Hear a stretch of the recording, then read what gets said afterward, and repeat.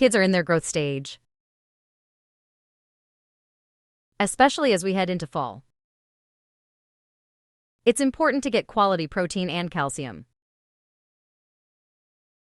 This tofu shrimp patty is soft, tender, and flavorful, with a hint of corn sweetness.